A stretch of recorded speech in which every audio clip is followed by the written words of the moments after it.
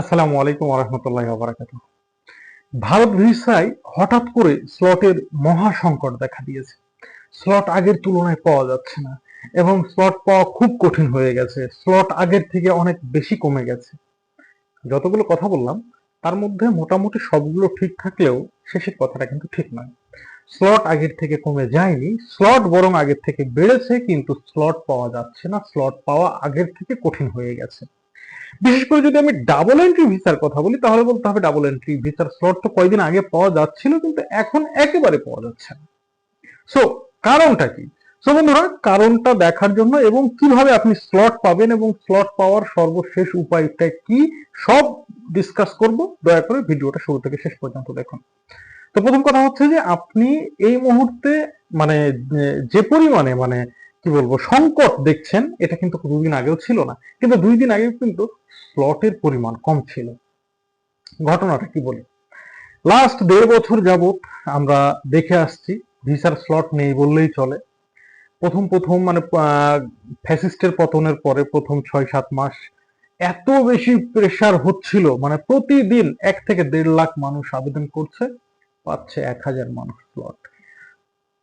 এইভাবে চলতে চলতে চলতে একটা সময় মানুষের মনে এই ধারণা চলে আসলো যে এখন আর স্লট পাওয়া যাবে না, বেকার আবেদন করে লাভ নেই। যার কারণে সার্ভারের উপর প্রেশারটা কিছুটা কমে যায়। দেখা যাচ্ছে যে যেখানে প্রতিদিন 1 লাখের আবেদন হচ্ছিল সেটা কমতে কমতে হয়তো 40-50 হাজারে চলে এসেছে। তো গেল 12 তারিখে নির্বাচনের পরে ভারতের আইব্যাকের পক্ষ থেকে স্লট কিন্তু বাড়িয়ে দেওয়া হয়েছে। এক কথায় স্লট আগে যা ছিল তার থেকে এখন দ্বিগুণ স্লট যাচ্ছে। দ্বিগুণ যখন স্লট যাচ্ছে, দেখা যাচ্ছে আগে 40 থেকে 50 হাজার মানুষ অ্যাপ্লাই করতেছিল, কিন্তু আরো দেখা যাচ্ছে প্রায় কমপক্ষে 1 থেকে 1.5 লাখ মানুষ ছিল ফ্রি, যারা আশায় ছেড়ে দিয়েছিল যে এই মুহূর্তে পাওয়া যাবে না, নির্বাচনের পরে পাওয়া যাবে। এবার সবাই মিলে কামড়ে ধরেছে স্লট পাওয়ার জন্য। দেখুন, আগে হয়তোবা অ্যাভারেজে 1000 স্লট ছিল, মানুষ 40 থেকে 50 হাজার অ্যাপ্লাই করছিল, কিন্তু স্লটটা এখন 1700 বা 1800 গেছে। কিন্তু এখন অ্যাপ্লাই মনে করেন যে প্রতিদিন অন অ্যান অ্যাভারেজ 1.5 থেকে 2 লাখ হয়ে যাচ্ছে। সংকটটা মূলত দেখা দিয়েছে এই কারণে। এটাই হচ্ছে মূল সমস্যা। কিন্তু এটাকে নিয়ে অনেকে ভুল ভাবছে বা অনেকের কাছ থেকে ভুল ব্যাখ্যা বিশ্লেষণে মানুষ আবারও হতাশ হয়ে পড়ছে। আসলে হতাশ হওয়ার কিছু নেই। স্লট প্রতিনিয়ত বাড়ছে, তবে স্লট এখনো স্বাভাবিক হয়নি। স্লট স্বাভাবিক হতে আরো একটা মিনিমাম টাইম লাগবে, সেই টাইম পর্যন্ত আমাদেরকে ধৈর্য ধরতেই হবে। যদিও বা ভারতের পক্ষ থেকেও উষ্ণ সম্পর্কের একটা ইঙ্গিত মিলেছে, বাংলাদেশের পক্ষ থেকে তো অবশ্যই মিলেছে। কয়েকদিন আগে ভারতের হাই কমিশনার মিস্টার ভার্মা এবং বাংলাদেশের পররাষ্ট্রমন্ত্রী এবং বাংলাদেশের পররাষ্ট্র প্রতিমন্ত্রী উভয়ই একটা বৈঠক হয়েছে, এবং পররাষ্ট্র প্রতিমন্ত্রী কিন্তু স্পষ্ট করেছে যে ভিসার যে সংকট সেটা কিন্তু অতি অল্প সময়ে কাটবে, তবে সেটা স্টেপ বাই স্টেপ, একেবারে সবকিছু সম্ভব না। এর পিছনে বেশ কিছু কারণ আছে, সেই সমস্ত কারণগুলো ইতিপূর্বে আমি বলেছি, বারবার বলছি না, শুধু সংক্ষেপে বলছি কি কি কারণ আছে যে একেবারে সব সম্ভব নয়। দেখুন, বাংলাদেশে কিন্তু ভারতের কূটনৈতিক মিশন সবচেয়ে বেশি। শুধু আইভ্যাকই আছে 16টা, তার মধ্যে 4টা চলতেছে, বাদ বাকি মনে করেন 12টাই বন্ধ। এই 12টার মধ্যে একটা আবার ক্লোজ হয়ে গেছে, সেটাকে আবার ওপেন করতে হবে। সেই সমস্ত জায়গায় কোনো আর ম্যান পাওয়ার তাদের নাই, ম্যান পাওয়ার সব চলে গেছে ইন্ডিয়াতে।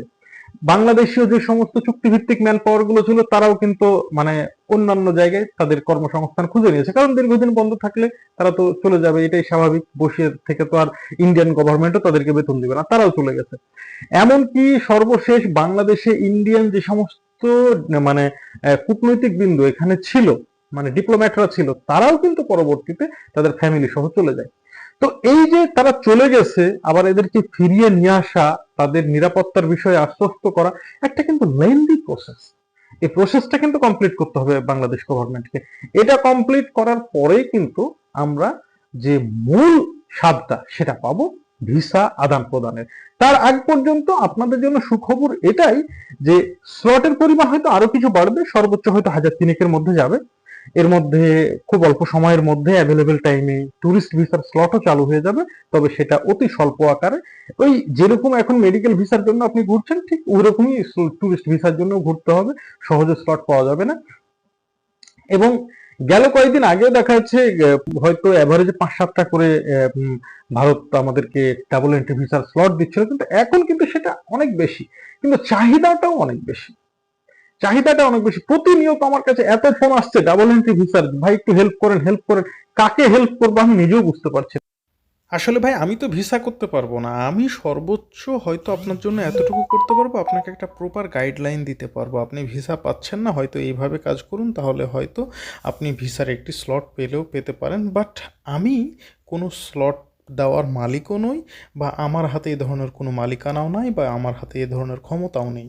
আমি আপনাদের ভাই, আমি শুধু চেষ্টা করি আপনাদেরকে সঠিক নিউজটা পৌঁছে দেওয়ার, একজন নিউজ প্রেজেন্টারের মতো বলতে পারেন আর কি। তো অনেকে আবার বলছে, মাসুদ ভাই আপনার অফিস কোথায়? ভাই আমি কোনো অফিসে কাজ করি না, আমি একজন কমপ্লিটলি ইউটিউবার, আমার কোনো অফিস নাই। আমি আপনাদের ভাই, আমি যারা আপনারা একবারে ঠেকে গেছেন তাদেরকে আমি শুধু একটা প্রপার গাইডলাইন দিতে পারি। শর্টটা পান, এর বাইরে কিছু না। আমার কোনো অফিস নাই, আমি কোনো বিজনেসও করি না। আর মূল কথা হচ্ছে আমি আপনাদের সাথে ইনফরমেশন শেয়ার করি, এটাই হচ্ছে আমার বলতে গেলে আপনাদের সামনে দেখানো একটা profession. But it's my name plate, not my work place.